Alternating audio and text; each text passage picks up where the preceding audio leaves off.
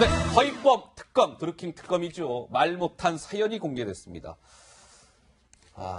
예, 허위범 특검. 그동안 말 못하고 막 가슴속으로 끙끙 앓아왔던 사연 궁금하시죠? 지금부터 공개하겠습니다. 자, 드루킹 특검이 이제 지난 25일, 오늘이 며칠입니까? 28일, 사흘 전에 이제 60일간의 수사 기간이 끝났습니다. 수사 기간 연장도 하지 않았기 때문에 이제 끝났어요. 문 닫았습니다. 자, 대국민 수사 결과를 발표했죠. 25일 날 허위범 특검 목소리 듣고 오시겠습니다. 수사기간 중 유명을 달리하신 고인에 대하여 유가족에게 유로의 말씀을 다시 한번 드립니다. 적법하고 정당한 수사 일정 하나하나마다 정치권에서 지나친 편향적 비난이 계속되어 왔음을 저는 심히 유감으로 생각합니다. 또한 수사팀 개인에 대하여 억측과 근거 없는 음해와 의혹 제기가 있었음을 또한 유감으로 생각합니다. 근데 정말 처음 알려진 게 김민지 기자가 동아일보 보도로 통해서 알려줬죠. 지난달 23일 날 노회찬 의원이 투신해서 사망하지 않았습니까? 네. 근데 그날 당일날 허위범 특검에 어머니가 돌아가셨다고요? 네, 그렇습니다. 지난달 23일이었죠. 노회찬 의원의 사망 소식이 알려지면서 온 국민이 애도를 했는데 바로 그 사망 당일날 허위범 특검의 모친도 지병을 앓다가 돌아가셨다는 게 이제 뒤늦게 알려진 겁니다. 허위범 특검은 이제 그 사망 당일날 빈소를 찾아가지고 검은 넥타이를 메고 애도의 말을 하기도 했는데요. 먼저 그 모습 준비했습니다. 보고 오시죠. 예치 않은 비보를 듣고 굉장히 침통한 마음이 왔습니다.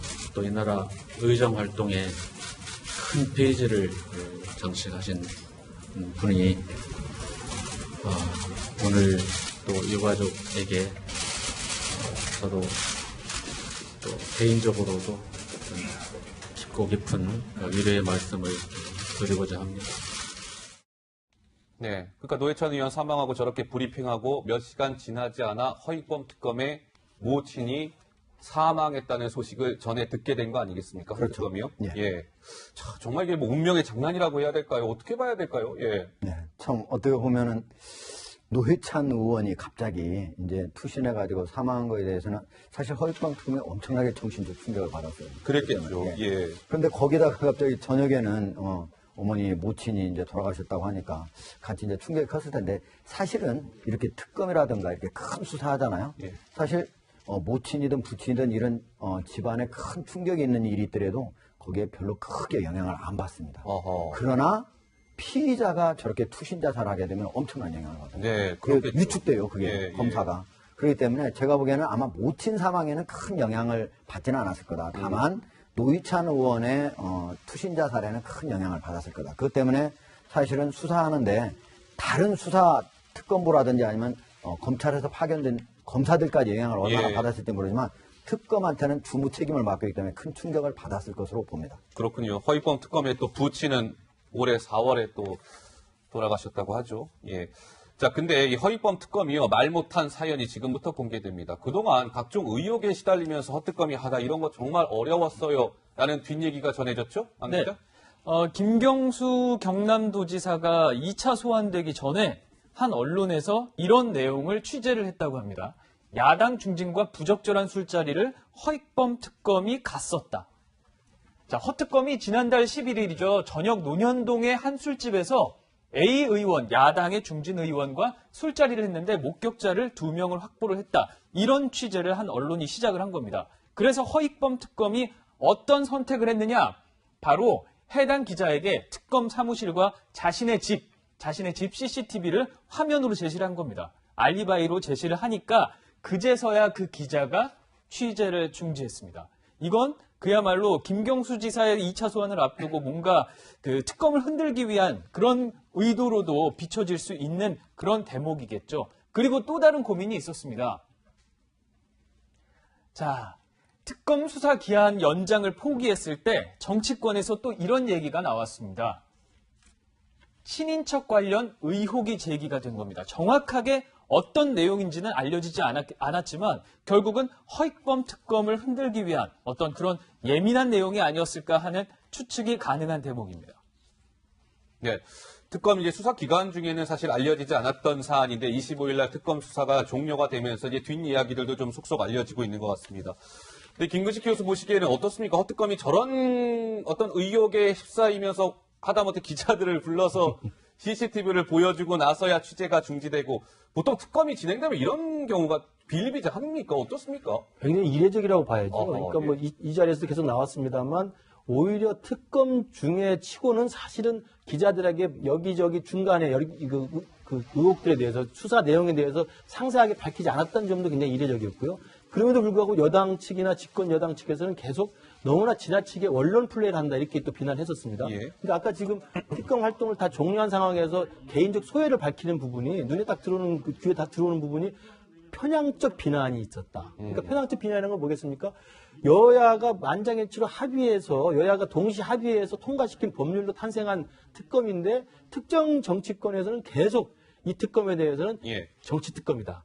언론 플레이한다. 앞서간다. 이런 식의 계속 비난해왔기 때문에 그게 굉장히 부담이 됐을 거라는 이야기고요. 예, 두 번째는 각종 의혹과 음해가 난무했다는 이야기 아닙니까? 예. 지금 아까 나왔던 것처럼 무슨 술자리 의혹이라든지 아니면 특검 연장을 하지 않았던 것들이 무슨 친인척 관련된 거라든지 이렇게 저게 만약에 사실이라고 한다면 특검을 흔들기 위한 전방위적인 노력이 있었다고 봐야 되는 거죠. 그러니까요. 그러니까 그런 면에서 보면 특검은 검찰이라고 하는 검찰을 믿을 수 없기 때문에 검찰이라고 하는 공식기관과 달리 오히려 독립성을 보장받아서 오히려 진실만을 규명하기 위해서 만든 게 특검인데 그 특검을 흔들기 위한 정치적 비난, 예. 그 특검을 흔들기 위한 음해적인 모함 이런 게 있었다고 한다면 지금은 끝난 이야기는 합니다만 굉장히 많은 심적 부담이 있을 거라고 생각해요. 그것이 결국은 수사를 하는데 눈치를 볼 수밖에 만드는 그런 구조를 생산할 수밖에 없거든요. 저 그때 보면은요, 안 기자 어떻습니까? 그러니까 특검 60일 동안 수사가 진행되면서 더불어민주당, 그러니까 집권 여당, 민주당 쪽에서 특검을 향한 비난의 목소리가 꽤 많았죠? 네, 여당이 특검 때리기를 정말 많이 했습니다. 그동안 어떻게 특검을 때려왔는지 그 발언들을 제가 하나하나 모아봤습니다. 함께 보시죠. 공정하고 합리적인 판단을 할 거라는 기대가 무리였던 것 같습니다. 특검의 무리한 판단에 다시 한번 강한 유감을 표합니다. 김 지사에 대해 무리하게 구속영장을 청구한 것은 이번 사건을 드루킹 사건이 아니라 김경수 사건으로 엮고자 하는 정치적 의도가 다분하다 하겠습니다. 허위범 특검팀의 정치 행태가 도를 넘어서고 있습니다.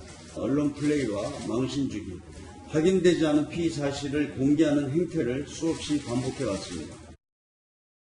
그러니까 허위범 특검이 그 기자 그 회견한 거 쭉 보니까요, 하국장. 특히나 이 정치권에 대한 서운함, 정치권에 대한 뭐랄까, 내가 하고 싶었던 얘기는 사실 이거였어라는 게 기자회견문에 많이 담겨 있더라고요. 그렇죠. 예. 왜냐하면 이제 정치권에 대해서 그냥 단순히 그냥 뭐 정치 특검 이런 말폭탄만 있었던 게 아니고 예. 사실은 이제 우리 안건우 기자가 이제 얘기한 것이 그게 이제 중앙일간지의 자매지거든요. 주간지거든요. 예. 그 주간지 기자가 지난달 11일 날 논현동의 술집에서 그것도 8시에서 10시 매우 구체적이에요. 시간까지 2시간 동안. 그리고 야당의 정무 의원을 만났다. 예. 그리고 거기에 목격자가 2명 있다. 이런 거는요. 기자가 그냥 취재할 수 있는 게 아니에요.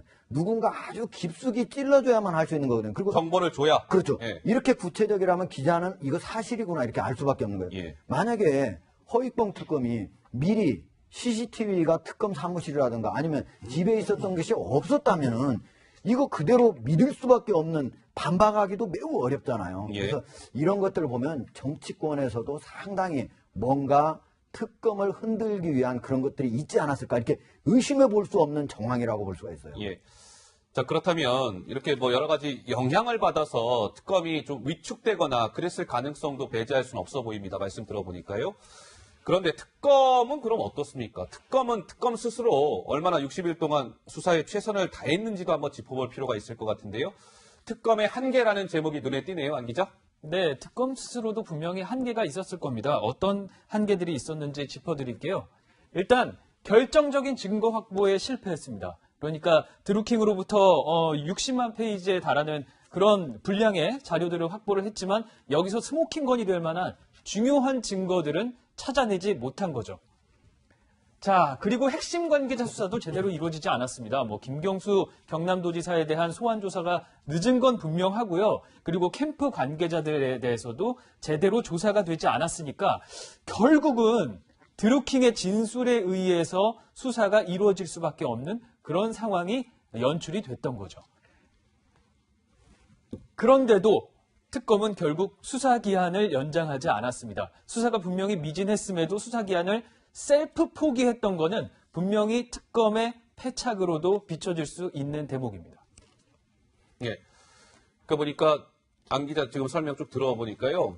뭐 저런 좀 한계도 있었던 것 같습니다. 근데 특검에 보면 이 특검도 시청자 여러분 공짜로 할 수 있는 게 아니잖아요. 이번에도 보니까 뭐 수사관들 포함해서 90여 명이 60일 동안 투입됐는데 국민 예산 31억 원이 투입됐습니다. 특검 그냥 할 수 있는 거 아니잖아요. 돈이 있어야 할 수 있는 건데요. 자, 31억 원을 쓰고 일단은 뭐 어느 언론 보니까 빈손 특검 아니냐라는 비판도 있던데요. 하 국장이 좀 냉정하게 평가를 하신다면 어떻습니까? 저는 꼭 그렇게 보지는 않아요. 어허. 왜냐하면 빈손 특검이라고 말을 할 때 항상 이 나오는 얘기가 김경수 경남지사를 왜 구속하지 못했느냐 이런 얘기인데 구속이냐 불구속이냐는 그 재판의 하나의 방편일 뿐이고 구속하지 않고 불구속으로 원래 재판을 하는 것 자체가 사실은 원칙 중에 하나예요. 우리가 형사소송 자체의 큰 원칙 중에 하나거든요. 네. 그런데 예를 들면은 이번에 어제 발표한 발표 문안을 보면 어떻게 되어 있냐면 드루킹이 김경수 지사의 허락을 받고 킹크랩이라고 하는 댓글 조작 프로그램을 완성을 해가지고 예. 그거를 무려 470여일에 걸쳐서 8만여 개의 기사에 예. 그거에 댓글은 400몇만여 개 그리고 전체 호감, 추천, 비추천 이거는 약 1억 개 이 정도를 댓글 작업을 했다는 거거든요. 1억 개요? 예. 어허. 9,971만 개니까 예. 사실 뭐 1억 개에 가깝죠. 그러네요. 그러니까 예. 근데 이제 이런 것들을 밝혀낸 거는 그리고 대선 기간에 드루킹의 댓글 작업이 많이 올라갔다 급속도로 올라갔다고 하는 건 결국은 이게 문재인 대통령의 대선에 유리한 조건들을 만들어주기 위해서 댓글 작업을 했다고 하는 것이 결국 특검의 조사 결과거든요. 예. 이런 결과는 경찰, 검찰 어디에서도 그전에 나온 게 없어요. 이것이 과연 재판 과정에서 그대로 인정이 될지 아니면 아니다. 기각이 될지는 그건 또 다른 문제예요. 어쨌든 검찰의 공소장에 특검의 공소장에 있는 얘기는 이 얘기라는 거예요. 그런 측면에서 보면은 이거는 나중에 이게 어떻게 판단이 될지는 모르겠지만 그거를 빈손 특검이다 이렇게 폄하하기는 어렵다고 봅니다. 예, 알겠습니다. 네, 특검은 종료됐지만 이제 불구속 기소를 하지 않았습니까? 이제 검찰에게 공이 넘어간 건데 앞으로 이 검찰에서 법정 공방이 계속될 전망입니다. 이과 관련한 허익범 특검의 이야기 들어보시죠. 뉴스기사 총 8만 천여 개의 댓글 모두 140여만 개에 대하여 이 회사의 업무를 방해한 내용을 확인하고 김동원 등 9명을 기소하였습니다. 김경수 당시 국회의원에 대하여는 김동원을 소개받아 알게 된 후 2016년 11월 9일 댓글 작업에 대한 시연을 참석하고 이후 개발 및 운영에 공모한 점과 이후 혼다의 종영사직을 알아보고 제안한 점이 확인되어 기소하였습니다. 그러니까 특검은 김경수 지사가 드루킹과 공모해서 한 1억만 건이라고 하셨나요? 예, 1억 건. 1억 건. 네. 1억 건 가까이 댓글 순위를 조작했다라고 본 거죠. 그래서 이제 검찰에 불구속 기소로 넘겼습니다. 근데 김 교수님은 어떠세요? 지금 이 특검. 그렇죠. 그러니까 예. 사실은 뭐 거물급 정치인을 당장 잡아 넣어서 구속을 시키면 성과가 있는 거고 그렇지 않으니까 빈손 특검이다 이렇게 말하기는 너무 이분법적이고요. 그러니까 김경수 지사도 구속은 되지 않았지만 기소 상태이기 때문에 기소를 유지하는 과정에서 과연 재판부가 어떤 결정을 내리는지는 두고 봐야 되는 문제입니다. 그래서 그분은 여전히 진행형이라고 볼 것 같고요. 제일 중요한 것은 이 허익범 특검의 가장 큰 성과 중에 하나는 본래 드루킹 일당이라는 것이 처음에 경찰 체포돼서 재판을 받을 때까지는 평창 동계올림픽 관련해서 아이스하키 단일팀 관련해가지고 잘못된 여론 조작을 했기 때문에 그것이 고발돼가지고 잡혀간 거 아닙니까? 근데 조사를 해보니 이번만 있는 게 아니고 2016년부터 지난 대선 때까지 지금 말씀하신 엄청난 양의 댓글을 조작하고 이 여론을 조작했다는 게 지금 드러난 거예요. 예. 그러니까 이것은 사실은 김경수 지사를 구속을 시켰냐 마느냐의 문제가 아니라 문재인 대통령 당선 과정에서 드루킹 일당에 의해서 어쨌든 간에 예. 여론이 심각하게 훼손됐다고 하는 것들은 드러낸 거죠. 아. 근데 그것이 김경수 지사랑 직접 연관이 있는지 없는지는 진행형인 거고요. 네, 그렇기 네. 때문에 일단 여기서부터 시작을 하면 일단 문재인 대통령의 대선 기간 중에 일정 부분에 여론 조작이 있었다는 것이 시작이 된 것이기 때문에 예, 예. 그로부터 어떤 결과가 나올지는 또 뚜껑을 열어봐야 될 것 같습니다. 아, 알겠습니다. 지난달 25일에 민주당 전당대회가 있었죠. 근데 그 시청자 여러분, 저희가 얘기했던 그 거물급 정치인, 그러니까 김경수 경남도지사가 그 전당대회에 참석해서 엄청난 성원을 받았습니다. 영상 준비했거든요. 함께 보시죠. 네, 여유 있는 미소가 보이죠? 네, 미소를 띠면서 이렇게 당원들과 악수를 하고 있는데요. 자, 여러와 같은 성원이 또 나옵니다. 이시정 충북도지사, 김경수 경남도지사.